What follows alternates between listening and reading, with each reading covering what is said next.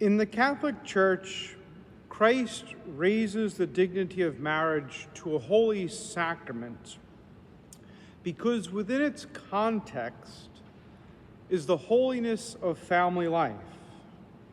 In other words, marriage sanctifies and communicates saving grace to the whole family when couples remain united to Christ in faith and live their faith out together. In fact, the Church sees marriage between a man and a woman as an efficacious sign of Christ's presence in the world, which is often broken by sin. In effect, a holy Christian family has a saving effect on the world. For a Christian marriage is where the redeemed respond to God's grace.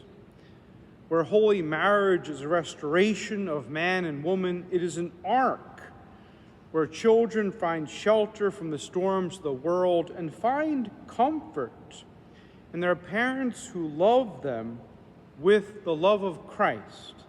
And this is why St. Paul in his letter to the Ephesians compares marriage to the bond of Christ and the church.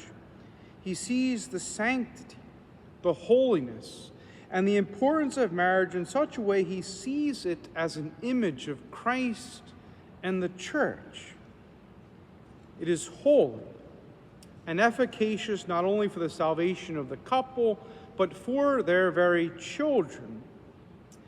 And when we look at true marriages, and I say true marriages because there are fictitious ones, where people dress up and pretend to get married and their hearts are far from it. And this is why the Church grants annulments. Some people just want pleasure or money or children without sacrifice or a life of committed love and fidelity. But where there's a true Christian marriage, one of the most devastating things is divorce. For marriages often get destroyed in the church because people don't avail themselves to worshiping God on Sunday and the sacraments until it's too late. These are real divine helps where we receive saving grace from God to strengthen the soul in its resolve to follow Christ in one's vocation. For the Catechism states brilliantly, every man experiences evil around him and within himself. And this experience makes itself felt in relationships between man and woman.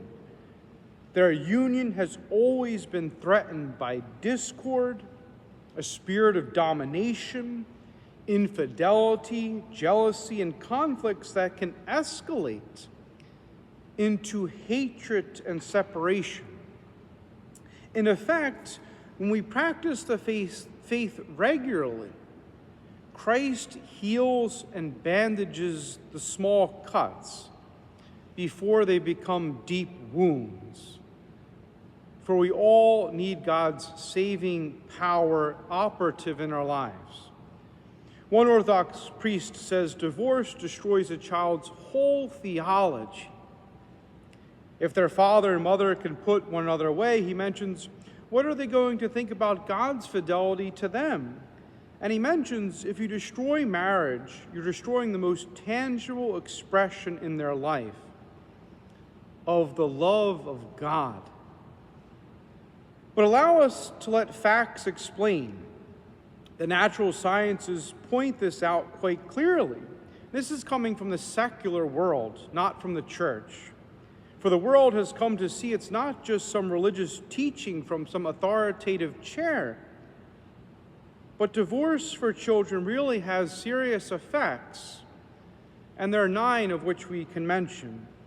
The first, the child loses time with each parent, where each parent loses time with their child to simply be with them and care for them in a loving way.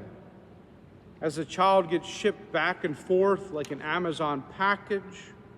The second, the child may lose economic security, which causes them to seek to immediately make money instead of planning a future for themselves prudently.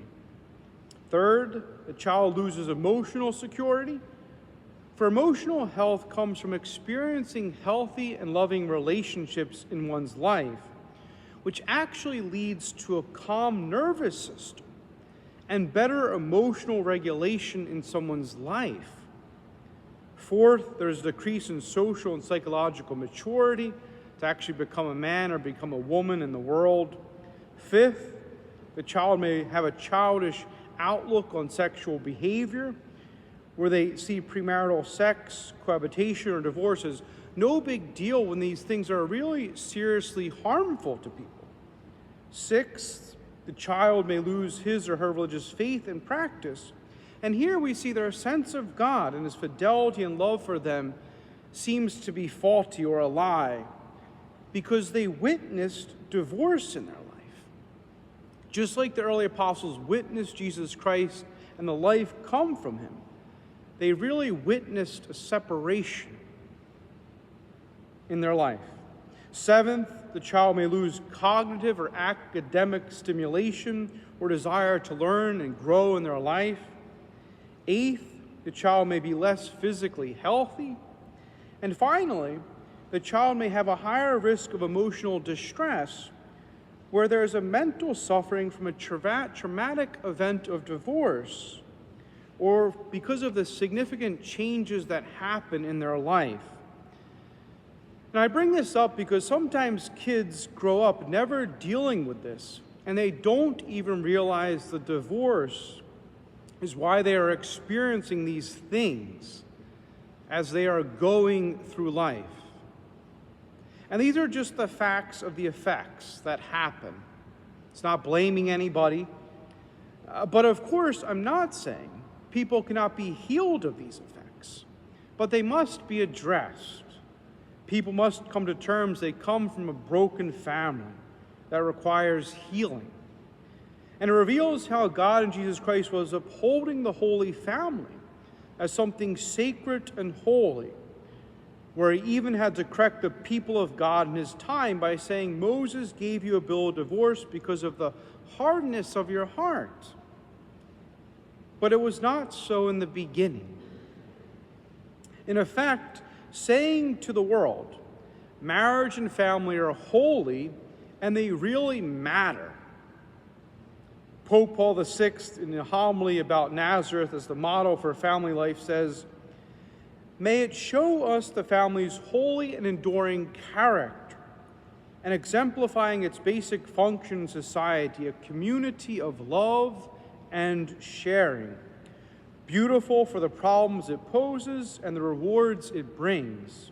In sum, the perfect setting for rearing children, and for this, there is no substitution.